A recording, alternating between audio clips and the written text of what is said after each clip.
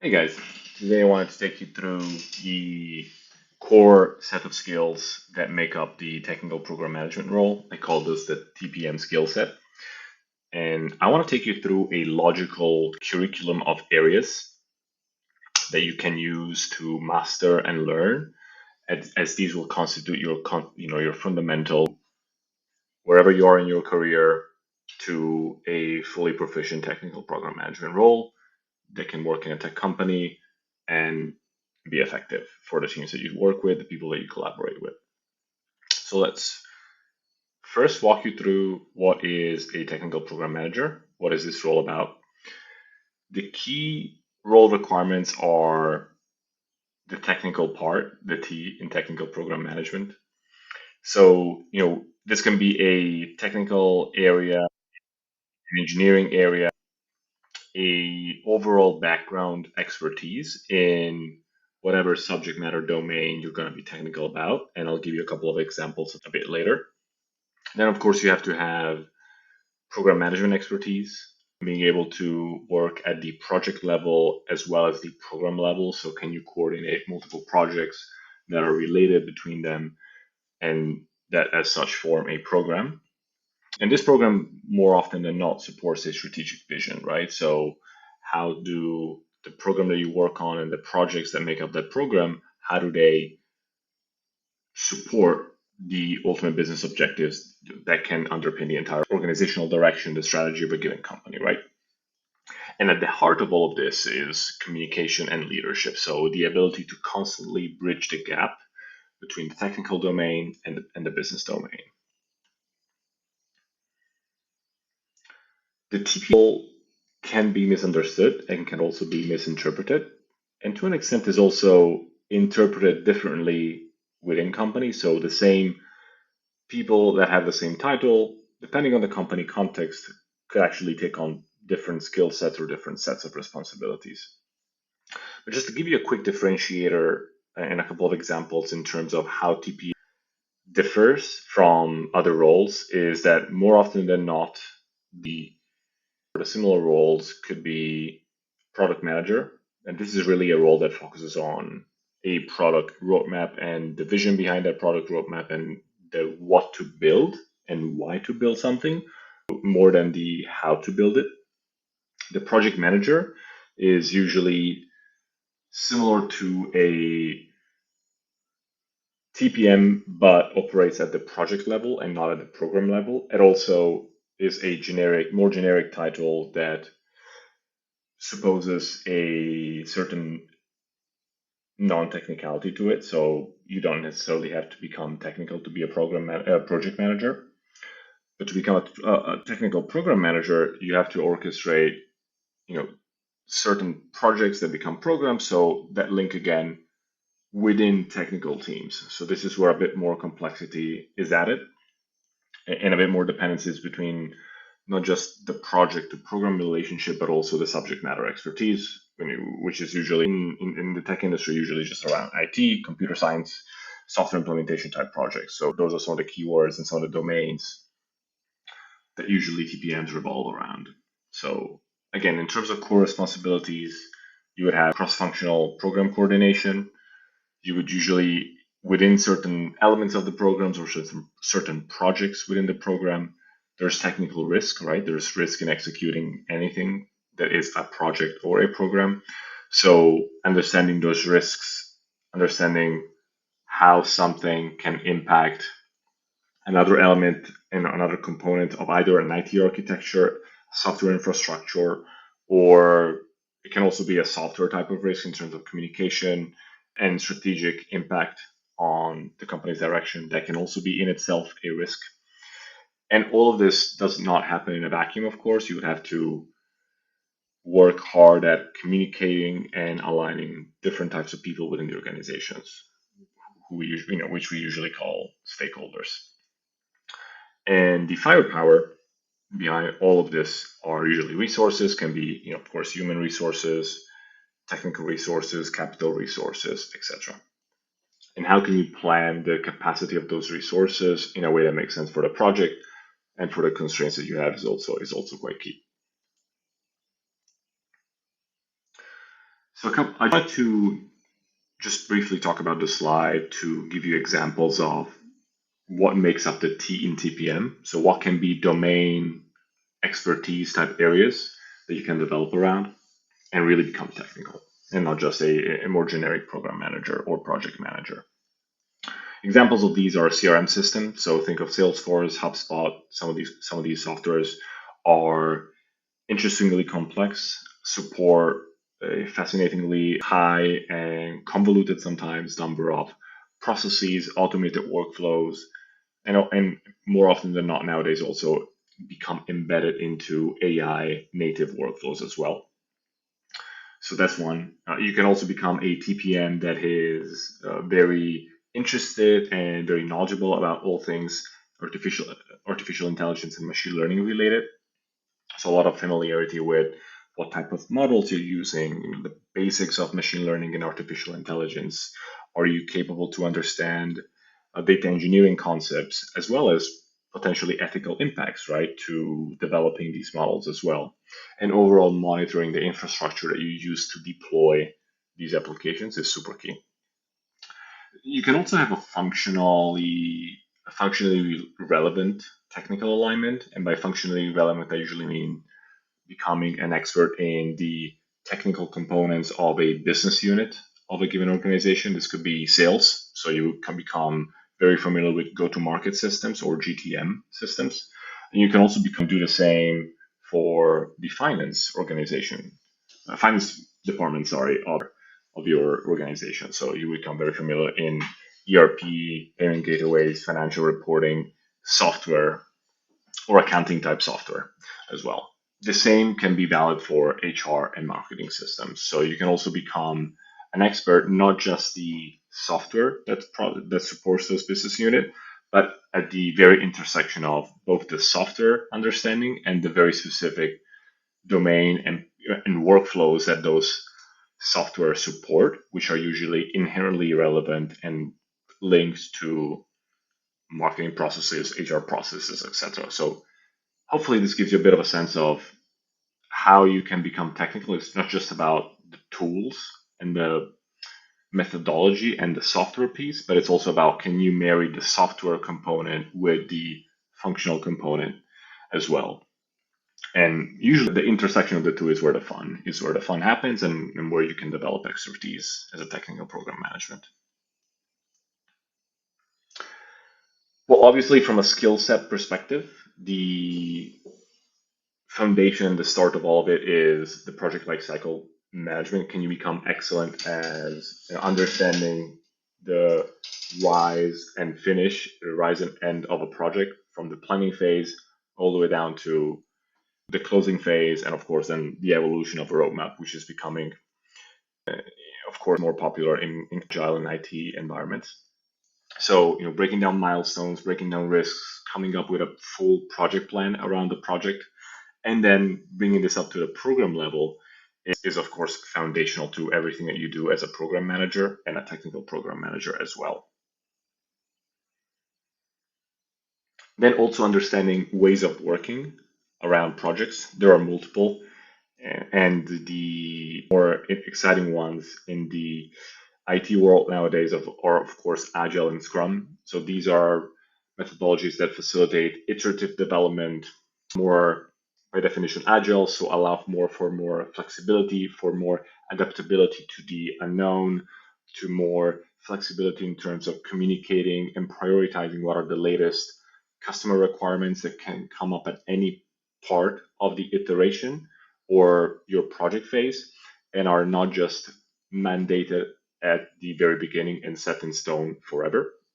So Agile and Scrum are very much about those principles and more of those principles, but I just want to give you a quick summary. There are also Kanban methodology, which are very much related to Agile and Scrum. These are sort of visual workflow management frameworks that really optimize continuous flow of work and also promote transparency in terms of communicating the work that is being done, the work that is in progress, and the work that is yet to do to the entire team. And then you have your more old school predictive or waterfall approach in which you sort of have a very neatly defined plan at the beginning of your project, and you tend to use that and constantly refer to that as your baseline throughout the entire project lifecycle. Or I don't want to say outdated, but it's a bit more old school relative to some of the Agile and Scrum methodology type environments, but it's still very good and it's still very useful to refer to, especially in industries that require it. I'm thinking of the construction industry or thinking of heavily regulated industries where all people involved in a project really have to comply to very specific project phases or a very specific way of doing things. And so predictive is still very much useful for those instances and those contexts. Sometimes more agile and less agile approaches are combined, and this leads to us working with hybrid models. So you can have a project that has some certain agile components, maybe specific to a given phase, and less agile or more waterfall-y or more predictive approaches when it comes to other phases as well. So you can sort of mix and match these two according to how the needs of your projects evolve. So this is a bit about the project management methodologies. You also need to become very familiar with these and really tailor your approach to any given project, because no one single methodology will likely fit all projects that you work on as a TPM. Very important then when it comes to working with people and establishing a certain level of leadership or trust with the more junior folks all the way up to your cross-functional leadership. And here, cross-functional simply means people that work from different departments, but that have a high level of authority that you will not have as a technical program manager. So you will have to sort of earn your stripes in terms of building trust by showing that you're capable, showing that what you can do is valuable to the team and the functional manager and their leadership up the chain. Also being able to facilitate alignment between different departments without necessarily having a stake in any of those functional departments, because you as a technical program manager will continuously go back between the engineering functions and the non-engineering or the business functions and constantly try and merge communication gaps, alignment gaps, prioritization gaps. So can you align people from different teams to a common goal? That is a key skill. And then in this alignment area also always comes disagreement, you have conflict that arises between people. So can you solve that? Can you act as a mediator, a problem solver, as somebody that promotes consensus and does not escalate further conflict already when a conflict happens? You will use a lot, you will also in your day-to-day job use a lot of software systems for all sorts of different tools and purposes. So some of the more TPM relevant tools and systems are Jira for tracking your tasks and overall facilitating agile project management tracking in certain workflows. You will also have certain software for storing and logging documentation pieces and knowledge share with your team, such as Confluence. You have very lean and simple tools that can also be configured to become less simple, such as Asana or just overall project management or task management. Another example of this that comes to mind is Monday.com, which is also very popular. And then you also have, for example, certain tools that facilitate the ways of working for a specific methodology very well. So, for example, Trello for visual projects board, perfect, for example, for somebody that works with a Kanban flow of work. So independently of what you use, you will come across some of these and you'll become familiar with what they do well, maybe what they not so well, and you'll have to establish a certain level of judgment in terms of, okay, what are the trade-offs as well. So you will be expected as a TPM to also know these fairly. They're more interesting in terms of how to become effective at the role as well. What is definitely core to the role is also we also have to become very business savvy and think at a strategic level. So how can you really connect the work that a technical project is facilitating and the benefits from it to specific company objectives that are underpinned by specific metrics? So You will see frameworks used here, such as the OKR framework that stands for objectives and key results. So what are your objectives and how are you measuring those objectives? What are the results that you're tracking to really complete and achieve from a quantitative perspective that fit those objectives? So for example, we need, an objective could be we need to launch the MVP of this application in 3 months. And a key result of that would be having 100 adopted MVP users by launch date. You need to have results that are quantitative and metrics that are quantitative that are specifically linked to a business objective that drives the entire work.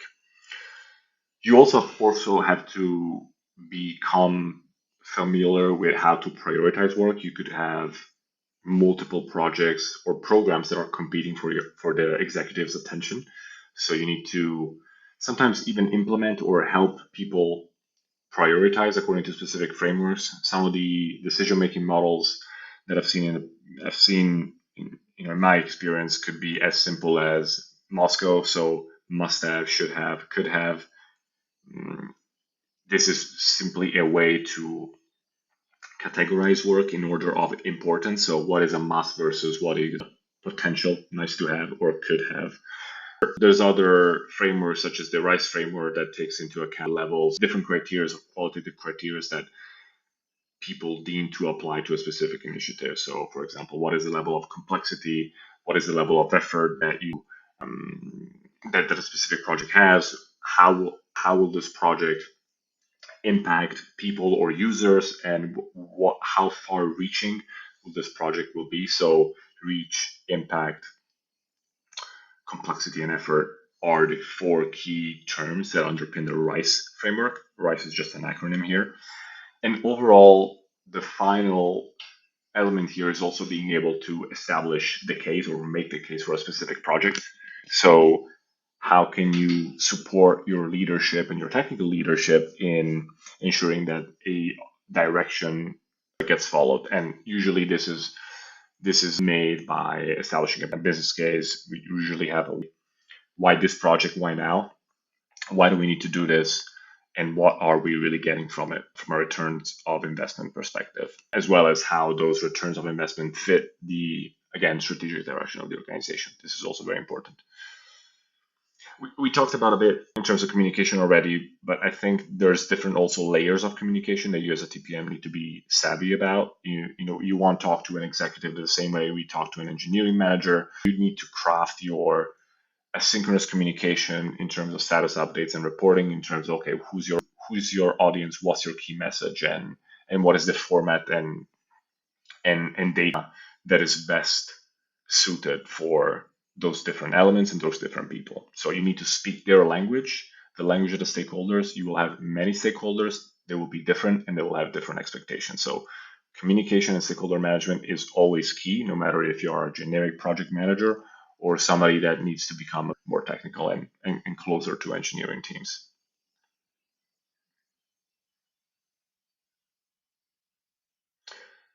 So where do you go from here? I just want to give you a quick overview of the role of the technical program manager, how this differs from certain other roles, and some of the key areas of focus that you will likely need to become savvy or knowledgeable about.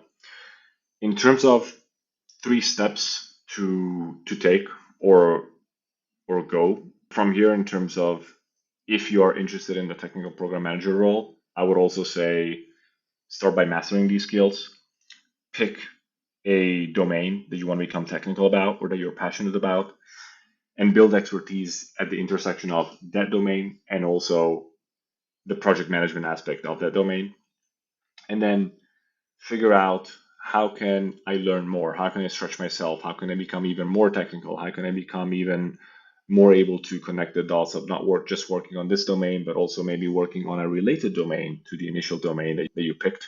And so starting to expand your technical depth as well as to do project management at different levels and across different areas as well.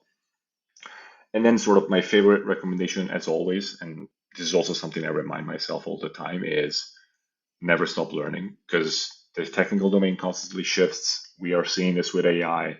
There's always a new framework to learn, a new system to become an expert of, and the landscape of both technology and the expertise from a functional perspective is always shifting under your feet. So you constantly have to not just learn while on the job, but also take some time to really do proper training and upskilling via online courses, YouTube videos, reading white papers, reading technical blogs, you name it. You really need to constantly invest in your growth and in your learning. But I think this is also independently of just becoming a teacher or not. This is also very exciting. And if you're passionate about a topic, I think this should also come natural. And you should have that curiosity to want to up level yourself at all times. So I think it's also an exciting way to look at it, to never see yourself as a finished product, as a finished TPM person, as the perfect TPM. You also have to keep evolving. So hopefully this was useful to give you an example of what a theoretical TPM role looks like. If you have more questions, feel free to reach out. I'm happy to answer. Thank you guys. Ciao.